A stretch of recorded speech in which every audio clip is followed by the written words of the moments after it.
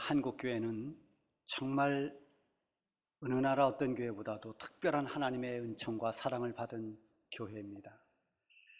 70년대, 80년대 우리 한국 교회는 마치 걷잡을 수 없이 타오르는 불길처럼 그렇게 부흥의 불길이 타올랐습니다. 하나님께서 이 땅의 교회 위에 성령의 능력으로 기름 부으시고 많이 축복해 주셨습니다. 그래서 교회마다 놀라운 부흥의 역사가 일어난 것입니다. 저희 고향에도 산 중턱에 예배당이 있었는데 그것이 무너지고 오랫동안 그냥 방치된 채 빈터만 남아 있었습니다. 서울에 있던 한 안수 집사님이 내 고향 땅에 무너진 그 교회가 다시 세워질 수 있도록 매일 새벽마다 눈물로 기도했습니다. 매일 눈물로 기도하는 그 모습을 보고 어떤 권사님이 집사님은 새벽마다 왜 이렇게 울며 기도하느냐고 물었더니 내 고향에 지금 예배당이 무너져서 빈터로 있는데 다시 거기 예배당이 서기를 기도하고 있습니다. 그 말을 듣고 그 권사님이 감동이 돼서 여러 가지 재정을 후원해주고 해서 산 언덕에 조그마한 예배당이 지어졌습니다. 70년대 후반에 예배당이 지어졌고 예배당이 지어지면서 한 사람 두 사람 예수 믿는 사람들이 늘어났습니다. 조그만 예배당에 풍금 하나 있고 그저 마룻바닥에 다른 특별한 게 없었습니다. 그런데도 예배는 정말 진지하고 뜨거웠습니다. 예배 시간에 마룻바닥에 방석 하나 깔아놓고 예배를 드리는데 준비 찬송할 때서부터 그 방석 위에 무릎을 꿇고 예배를 드렸습니다. 책상다리 하는 것은 하나님 앞에 너무 건방진 포즈 같아서 죄송해서 그렇게 못하고 무릎을 꿇고 처음부터 끝날 때까지 예배를 드렸습니다. 그렇게 진지했습니다. 그렇게 마음을 모았습니다. 요즘처럼 성탄절이 다가온다든지 또 여름에 여름 성경학교가 열리면 교회를 안 나오던 아이들까지 다 나와서 교회가 가득가득 찼습니다. 어느 교회가 부흥회를 하면 그 주변의 교회들이 다 와서 함께 그 부흥의 은혜를 받았습니다. 전국 규모의 대형 집회나 또는 지역적으로 하는 어떤 그런 연합 집회도 많은 사람들이 모여서 인산인해를 이뤘습니다. 그런가 하면 각 기도원마다 가보면 사람들이 넘쳐났습니다. 하나님 앞에 부르짖어 기도하는 사람들이 정말 많았습니다. 이런 한국교회의 부흥은 온 세계로 복음이 퍼져가는데 큰 동력이 됐습니다. 그래서 수많은 선교사님들을 세계 각처에 파송했습니다. 그리고 그들이 나가서 복음을 전하고 교회를 세웠습니다. 선교지마다 복음을 통해서 놀라운 일들이 일어났습니다. 많은 사람들이 예수님 앞에 돌아왔습니다. 하나님을 믿었습니다. 선교 현장을 가보면 거기 선교 사역의 역동성을 직접 볼 수가 있었습니다. 그러나 안타깝게도 이런 엄청난 영적인 축복이 계속되지를 못했습니다. 이제 우리가 아는 것처럼 세월이 흐르면서 지금은 우리 한국교회가 큰 고전을 면치 못하고 있습니다.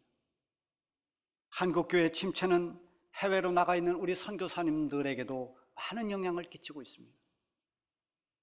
저는 이번에 필리핀의 아테 나눔터에 안병합 선교사님과 3박 4일 동안 함께 있었습니다. 거기서 여러 가지 선교 활동했던 그 오래전부터 있었던 이야기들을 쭉 들을 수가 있었어요. 제가 청북선교에서 거기를 방문했을 때가 굉장히 오래됐습니다. 15년에서 20년 가까이 됐는데요. 그때 어린 그 코피노 아이들이 굉장히 많이 모였습니다.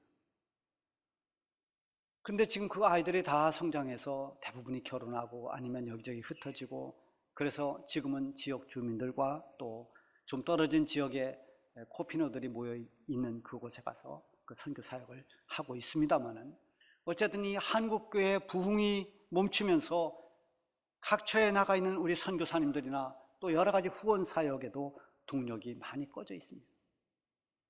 한국교회의 침체는 여러 가지 요인이 있을 것입니다. 그러나 그 수많은 원인들 가운데 가장 근본적인 이유가 무엇일까? 그것은 하나님을 온전히 의지하지 않는 데 있습니다. 하나님을 의지하지 않다 보니까 하나님을 사모하지 않습니다. 하나님을 갈망하며 찾지를 않습니다. 우리 한국교회가 부흥할 때 우리 성도들은 하나님을 전적으로 의지하면서 믿음으로 하나님을 바라보았습니다.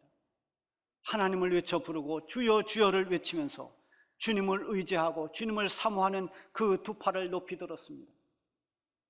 그러나 우리나라가 점점 경제가 성장하고 점점 잘 살게 되면서 볼 것이 점점 많아졌습니다.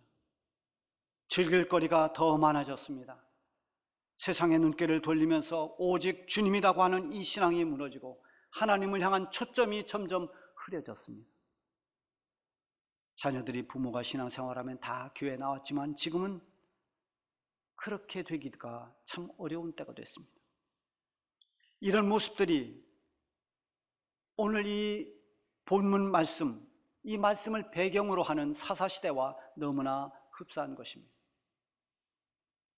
이스라엘 백성들이 광야 생활할 때 비록 힘들고 어렵게 살았지만 그때는 전적으로 하나님을 의지하며 살았습니다.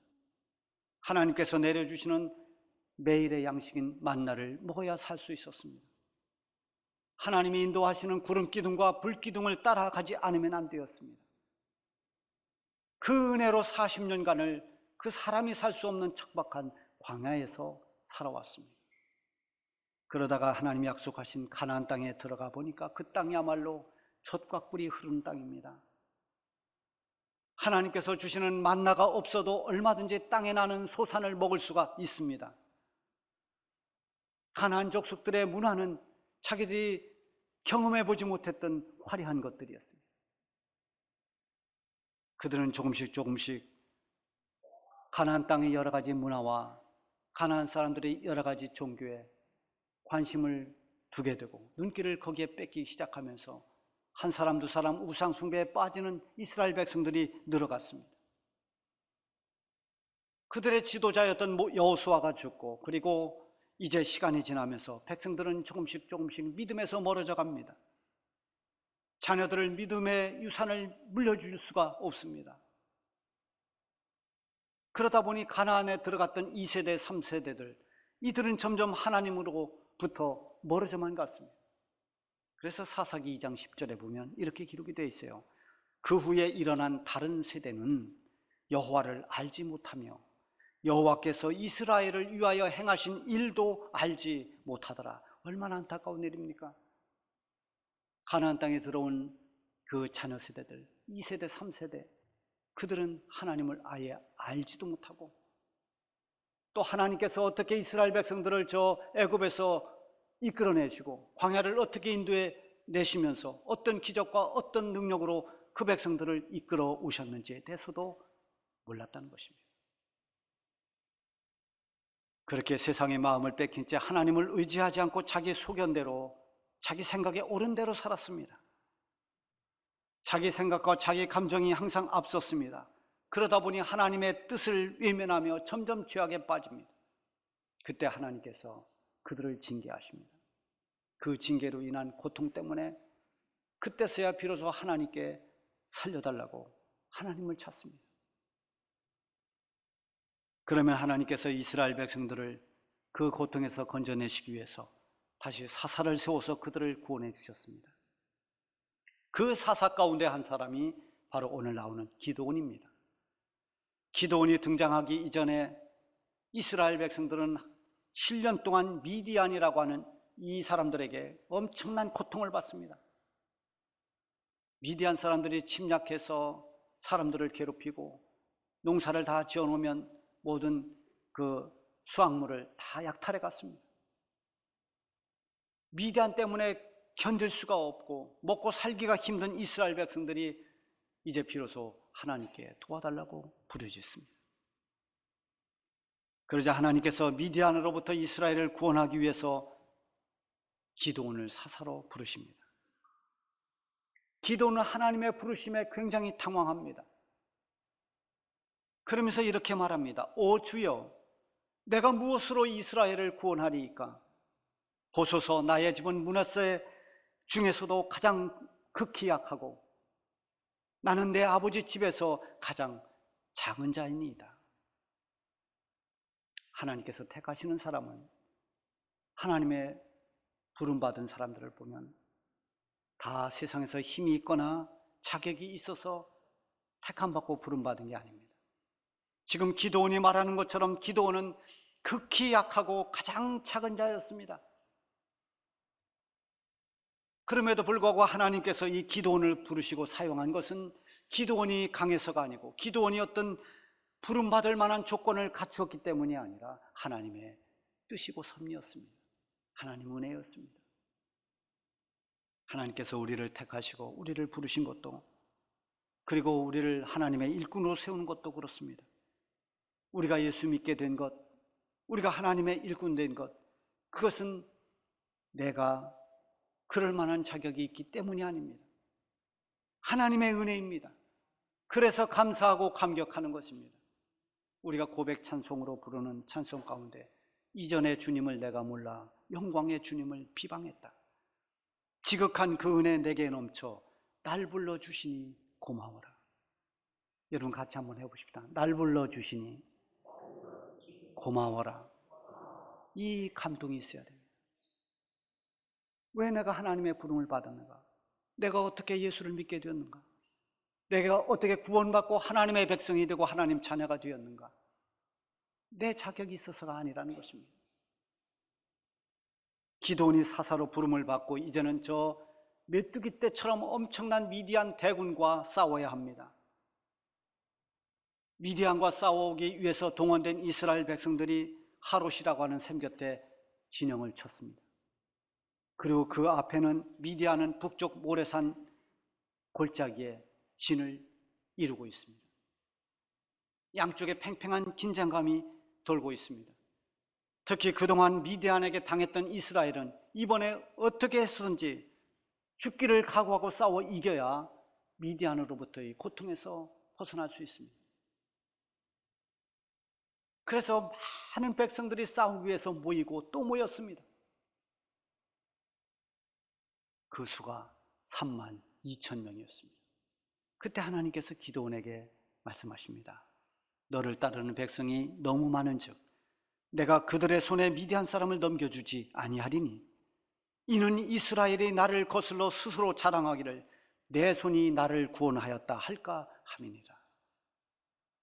지금 하나님께서는 이스라엘 백성들의 속성을 너무나 잘 알고 있습니다. 가나안 땅의 부요를 맛본 이스라엘 백성들이 세상과 이방 문화의 마음을 뺏겨서 하나님께 기도하고 하나님 뜻을 따르기보다는 자기들의 생각과 방법에 따라서 살면서 그들은 이 보이는 세상의 이득을 따랐고 세상의 논리로 판단하고 결정했습니다. 수가 많으면 우리가 수가 많아서 이겼다라고 그렇게 말할 백성들이라는 것입니다. 사사기 맨 마지막 절에 보면은 사람이 각기 자기 소견에 옳은 대로 행하였더라, 이렇게 사사기가 끝납니다. 이게 사사기 시대의 특징을 말한 것입니다. 모든 일에 하나님의 뜻이 무엇인가를 묻지 않고 자기들의 소견에 옳은 대로 모든 걸 했습니다. 자기들의 생각이 모든 판단에 잣대였습니다. 그러다 보니 숫자도 하나의 굉장히 힘의 척도가 되는 것입니다. 너가 수가 많으냐 내가 수가 많으냐, 이것으로 힘의 논리를 가늠하는 거죠. 하나님은 그들이 하나님께 도와달라고 부르짖었지만은 그들은 여전히 세상이 보는 힘의 논리, 세상의 논리에 잡혀 있다는 것을 하나님이 이미 알고 계셨습니다. 미디안과 싸워 이기기 위해서는 어찌하든지 많은 수를 확보해야 했습니다. 그래서 모인 수가 32,000명이나 된 것입니다. 결상전을 해야 됩니다. 이겨야 됩니다. 그래서 최대한 동원했습니다. 그들은 숫자를 의지했습니다. 그런데 하나님께서는 이 32,000명의 백성들로 승리를 하면 분명히 자기들이 힘이 있어서 이겼다고 그렇게 할 것이기에 숫자를 줄이라고 명합니다. 그래서 먼저 어떻게 숫자를 줄이는가 하면 이 전쟁을 앞두고 만약에 두려운 마음이 있거든, 두려워하는 자가 있거든 다 돌려보내라. 그래서 기드온이 선포했습니다. 만약에 지금이라도 두려운 마음이 있는 사람은 다 돌아가라. 그래서 돌아간 사람이 22,000명입니다. 이제 남은 사람은 10,000명밖에 없습니다. 여러분, 전쟁도 그렇지만 모든 일의 두려움은 어떤 일을 하는데 굉장히 큰 장애 요소입니다. 두려움은 아마 32,000명 모두에게 다 있었을 것입니다. 돌아간 22,000명만 두려워한 것이 아니라 지금 남아있는 1만 명도 역시 두려운 것은 마찬가지입니다. 그런데 이 남아있는 1만 명은 두려움에도 불구하고 그 두려움을 극복하고 남아있는 사람들입니다.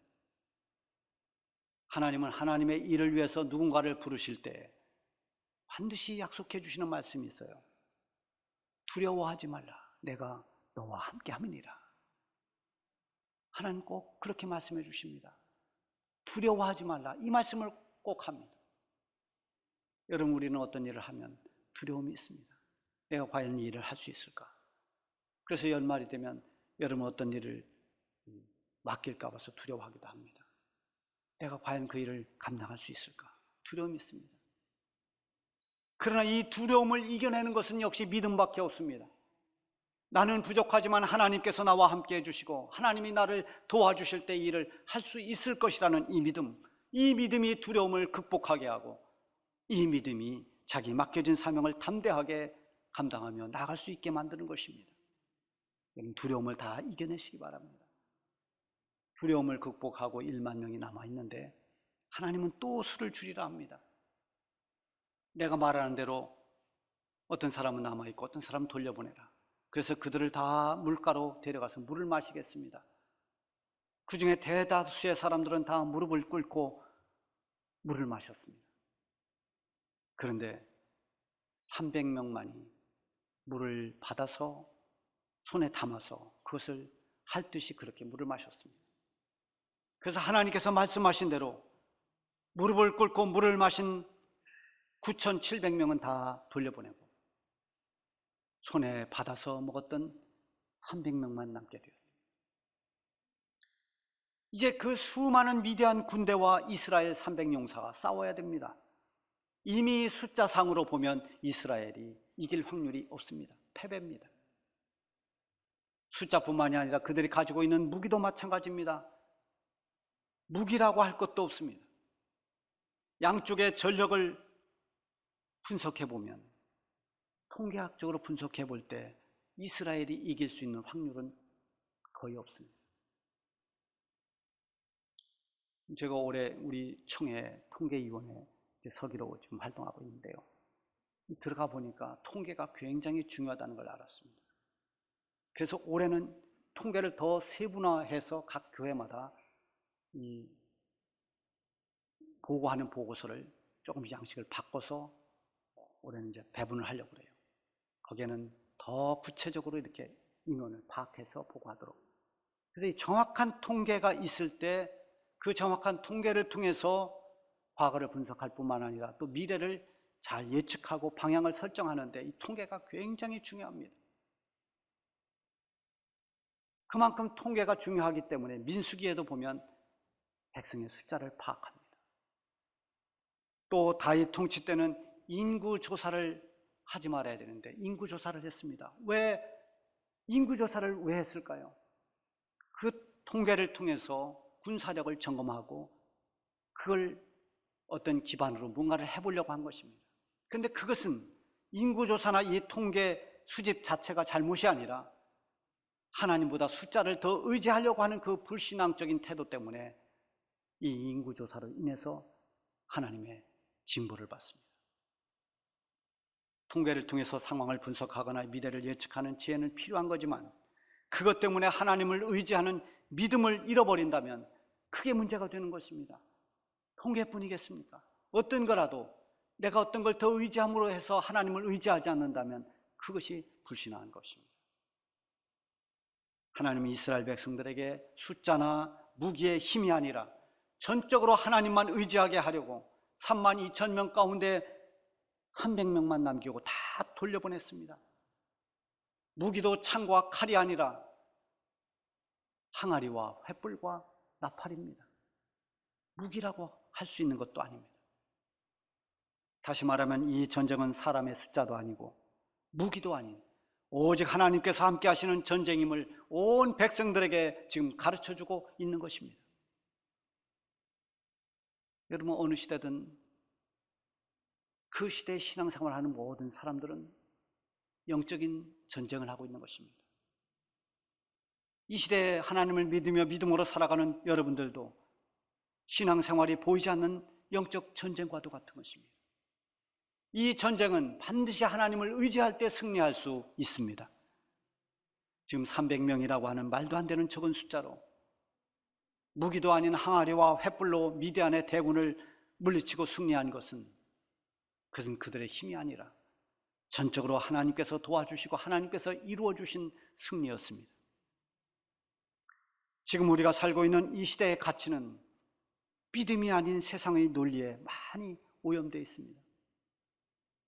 믿음으로 생각하고 믿음으로 판단하고 믿음으로 행해야 되는데 이 세상에서 여러 가지 사용하고 있는 세상적 가치와 논리, 여기에 교회도 많이 좀 오염이 돼가고 있다는 것입니다.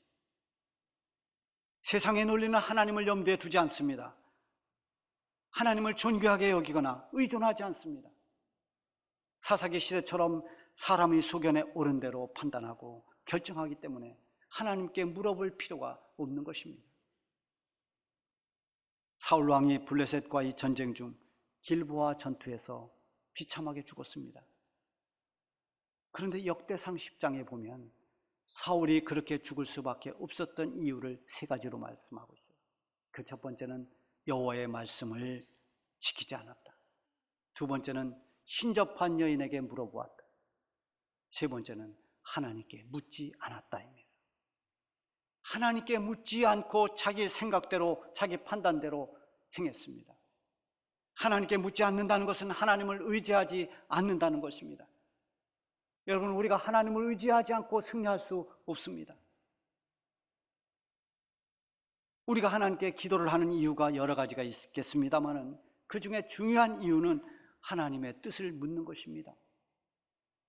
그저 내가 하고 싶은 것, 내가 이루고 싶은 것을 관철시키기 위해서 하나님 이렇게 해주십시오, 저렇게 해주십시오, 이런 구하는 기도도 필요하지만 정말 더 중요한 것은 하나님의 뜻이 무엇인가를 묻고 그 뜻에 순종하는 것입니다. 그렇게 하려면 결국 하나님을 존귀하게 여기고 하나님을 신뢰함으로써 하나님을 의지하는 믿음이 아니고서는 안 되는 것입니다.